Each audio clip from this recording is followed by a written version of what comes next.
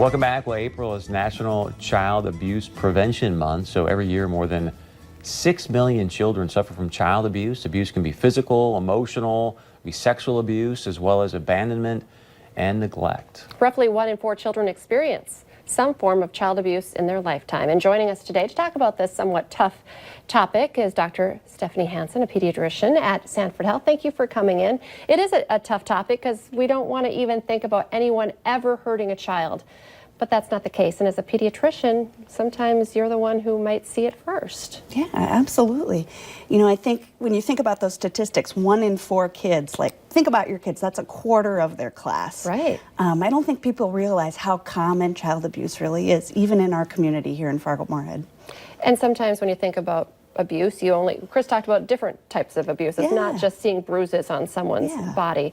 How do you, describe abuse to someone? Yeah. Well, of course, we think about physical and sexual abuse as kind of those main parts of child abuse, but really neglect is a big factor. So not meeting a child's basic needs, exposing them to dangerous or inappropriate situations, that's another form of abuse. And then, of course, emotional abuse, making a child feel belittled or less than.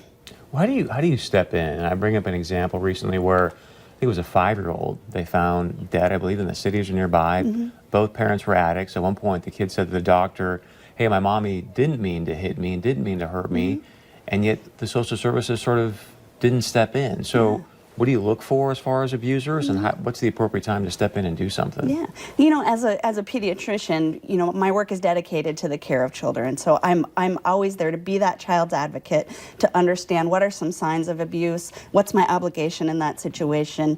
And I always say, if I'm suspicious at all, I need to be there for that child and make sure, even if the story doesn't add up or there's something about it that doesn't quite fit or feel right, it's my job to make sure that that child is safe. And so, of course, it's quite possible that the children might not be brought to the pediatrician's office. So what are some warning signs of child abuse or neglect for the rest of us? Yeah, we encounter children in our community every day, our kids' friends, classmates, kids in the neighborhood, and I think really just paying attention to those signs. If that child seems withdrawn, if they seem fearful of adults more than you would expect, if you, of course, see any signs of physical injury that, where the story doesn't add up, those would all be things to be looking for. And there's long-term, Yeah, what do you do? You can certainly, talk to your own pediatrician, your own child's doctor, and just say, hey, I saw this, how should I handle this? Our county social services is very available to take queries and questions too. I always say, if you're not sure, err on the side of caution. But here's my rub with that, is that so I call social services, that person shows up at the house, maybe there is abuse going on, but I don't know what social services is going to do, and now this parent's going to be even more mad because social services show up. So how do you help mitigate to make sure that child is in a safe situation? When I look at my own job and my own responsibility in that action, I'm not here to point fingers. I'm not here to say, you definitely did this thing. That's law enforcement and social services' job to figure out. I'm here to help make sure that child is safe, and I might be wrong. I might be wrong in my suspicion, but I at least know that I've done my duty to make sure that, if something was going on, I brought it to attention. Don't keep it a secret. Right. All right. Great information today, and it takes, all of us to protect children, too.